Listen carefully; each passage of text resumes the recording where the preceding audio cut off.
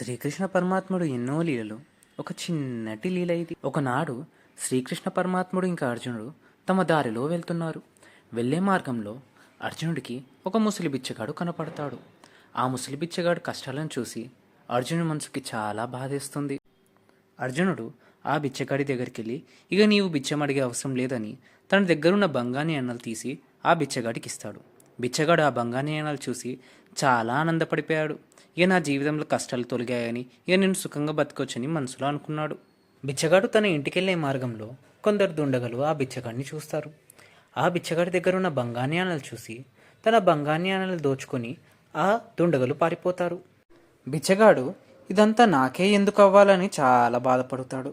కొన్ని రోజుల తర్వాత శ్రీకృష్ణ పరమాత్ముడు ఇంకా అర్జునుడికి అదే ముసలి బిచ్చగాడు అడుక్కుంటూ కనపడతాడు. అర్జునుడు బిచ్చగాడి దగ్గరికి వెళ్ళి, తండ్రి, మీకు ఇచ్చిన బంగాన్యానాలు సరిపోలేదా, మళ్ళీ బిచ్చం అడుగుతున్నారని ప్రశ్నిస్తాడు. అప్పుడు బిచ్చగాడు బాధతో, నేను ఇంటికెళ్లే మార్గంలో కొందరు దొంగల ద్వారా నేను దోపిడీ అయ్యానని వివరంగా తెలుపుతాడు. అది విన్న తర్వాత అర్జునుడు సరే తన దగ్గర ఉన్న రత్నాన్ని తీసిస్తాడు. ఆ రత్నాన్ని చూసి, ఇది నేను అమ్ముతే దాంతో వచ్చే సొమ్ముతో నేను హాయిగా బతకొచ్చు అనుకున్నాడు బిచ్చగాడు. ఈసారి బిచ్చగాడు ఇంటికి వెళ్లే వరకే సంధ్యావేళన అయ్యింది. ఇక ఈ రత్నాన్ని రేపే అమ్ముదామని ఆ రత్నాన్ని ఒక కుండలో భద్రంగా దాపెడతాడు. తెల్లారుజామున తన భార్య నది ఒడ్డున ఎప్పటిలాగా నీరు తీసుకోవడానికి ఇంటిలో నుంచి బయలుదేరింది. కానీ తనకు తెలియకుండానే అదే కుండను తీసుకొని బయలుదేరింది. నీరు నింపేటప్పుడు ఆ రత్నం నదిలో కొట్టుకుపోయింది.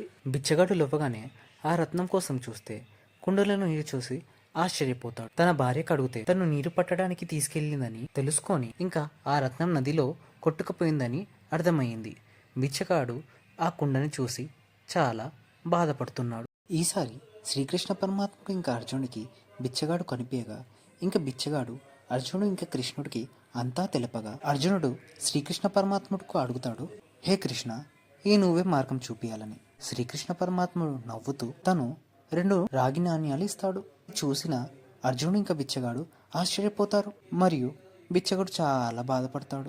బిచ్చగాడు తన ఇంటికెళ్లే మార్గంలో నది ఒడ్డున ఒక మత్స్యకారుని ఒక చేపని వలలో పడుతూ చూశాడు. ఆ చేప గిలగిలా ప్రాణం కోసం కొట్లాడుతూ చూశాడు. ఆ బిచ్చగాడి దగ్గర ఉన్న 2 రాగి నాణ్యాలు ఆ మత్స్యకారుడికిచ్చి ఆ చేపని వదిలేద్దాం అనుకుంటాడు. కానీ ఇక్కడ శ్రీకృష్ణ పరమాత్ముడు లీల చూడండి. ఆ చేప నోటిలో తను పోగొట్టుకున్న రత్నం దొరుకుతుంది. వదిలేసే ముందు అది చూసిన తను దొరికింది దొరికింది అని గట్టి గట్టిగా కీకలు పెట్టాడు. అక్కడ నుంచే వెళ్తున్న దొంగలు తమరిని చూసి అరుస్తున్నాడు అనుకొని ఆ బిచ్చగాడి దగ్గరికి వెళ్ళి అరవొద్దని తన దగ్గర నుంచి దోచుకున్న ఆ బంగాన్యాలన్నీ తిరిగి ఇచ్చేస్తారు. ఇది దూరం నుంచి చూస్తున్న అర్జునుడు శ్రీకృష్ణ పరమాత్ముడి దగ్గరికి వెళ్ళి, హే కృష్ణ, ఇదేంటి మాయా అని అడుగుతాడు.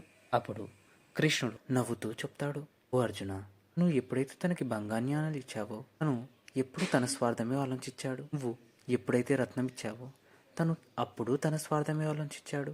కానీ నేను ఇచ్చిన 2 నాణ్యాలతో తను ఇంకో జీవి కష్టాల గురించి ఆలోచించాడు చూడు, అప్పుడే నేను తన గురించి ఆలోచించాడు.